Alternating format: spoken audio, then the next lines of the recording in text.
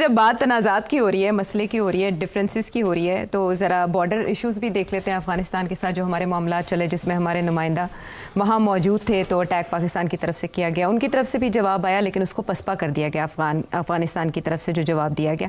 Meanwhile हमारे DGISI Tajikistan पहुँचे हुए हैं और वहाँ के ऑफिशियल से उन्होंने मुलाकात की है।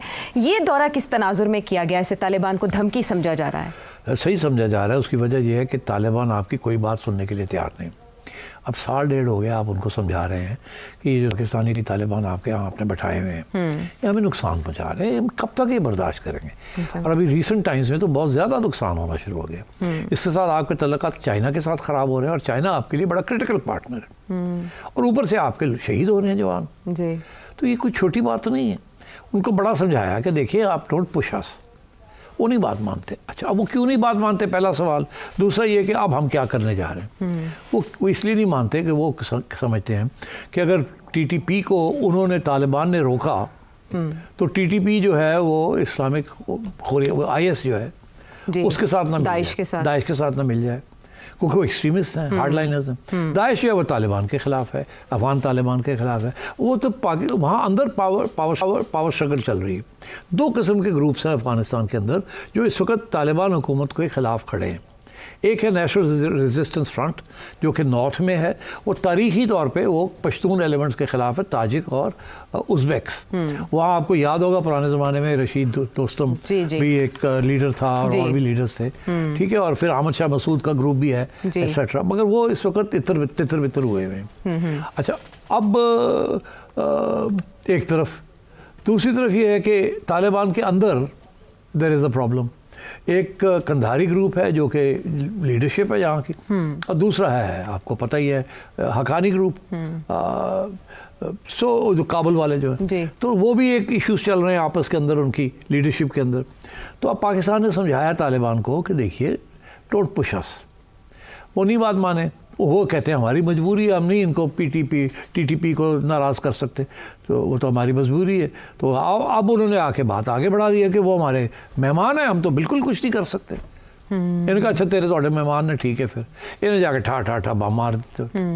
ठीक, अब तालिबान के पास तो कोई एयरफोर्स नहीं है ना कि इनको रोक सकते हैं। तालिबान के पास तो इरेगुलर और आर्मी भी नहीं है, वो तो इरेगुलर गुरिल्ला वॉरफेयर ही कर सकते हैं। मगर अब तो वो तो इन्वॉल्व है इंटरनल डिफेंस में, तो वो ज़्यादा बॉर्डर पोस्ट को छोटी मोटी ठूठा कर सकते हैं, फायरिंग कर सकते हैं। तो आपने क्या किया है कि एक तो उनको कहा कि अच्छा फिर ऐसी बात है तो फिर ठीक है, ठा हम कर देंगे और हम जाके इनके TTP के लीडर्स को अटैक करेंगे। उसमें 2 किस्म के फैसले हुए हैं। एक ये कि चुन के उनके लीडर्स को असैसिनेट किया जाए। ये जो टैक्टिक है ये इंडिया से इन्होंने पिकअप किया है। इंडिया ने आपके कश्मीरी लीडर्स को और जिहाद के लीडर्स को जो पाकिस्तान और कश्मीर में बेस्ड हैं उनको चुन के असैसिनेट किया है यहाँ। जिसके बाय द वे अब एक आर्टिकल आज वॉशिंगटन पोस्ट में भी आया है कि इंडिया रॉ किस तरीके से रेजिस्टेंस के जो लीडर्स हैं कश्मीरीज बेस्ड इन पाकिस्तान, उनको किस तरीके से चुन के असैसिनेट कर रहे हैं। ये वही दोवल की डॉक्ट्रिन है जो कि उन्होंने अपने क्रिटिक्स जो सिख के जो रेजिस्टेंस है वहाँ उनको टारगेट कर रहे हैं, जिसके साथ कनाडा के साथ तल्लुकात खराब, खालिस्तान मूवमेंट। तो इंडिया के जो टैक्टिक्स है कि पिक एंड किल लीडर्स, वो अब हमने कहा अच्छा फिर यह गल है असी फिर तालिबान के भी लीडर्स चुन के ठोकने ऐसे।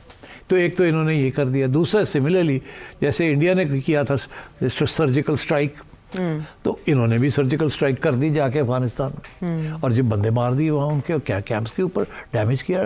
ठीक, तो सिग्नल तो बड़ा स्ट्रॉन्ग गया टू द तालिबान, मगर दैट्स नॉट इनफ। उनको पता है कि ये लॉन्ग टर्म गेम है ये। तो अब क्या है, अब बड़ी सीधी सी बात है। ठीक, एक तो इन्होंने सोचा कि जो वखान कॉरिडोर है, अब वखान कॉरिडोर क्या है, वखान कॉरिडोर के ऊपर पाकिस्तान का कंट्रोल होना चाहिए।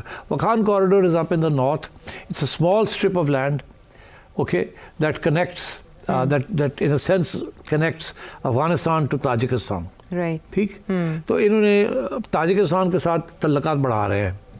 2 लेवल पे ताजिकिस्तान के साथ तल्लुक पाकिस्तान अब बढ़ाना चाह रहा है। एक ये उनसे बिजली खरीदना चाह रहा है, अच्छा, तो उसकी वो वखान कॉरिडोर के जरिए आएगी। तो एनर्जी का इश्यू है, तो वो वखान कॉरिडोर के ऊपर कंट्रोल की ज़रूरत पड़ गई है। अच्छा, और मेरा ख्याल है इनको चाइना ने ग्रीन लाइट दे दी है, क्योंकि वो चाइना को भी लगता है। तो उन्होंने कहा जी वखान कॉरिडोर जो है वो अब हमने अपने हाथ में रखना है। ठीक, तो उधर थोड़ी बहुत पेशकदमी हो रही है अच्छा। तालिबान को थोड़ा सा कमज़ोर करने के लिए कि ये अब हम इसके ऊपर हमारा कंट्रोल होगा। तो they are discussing that with Tajikistan.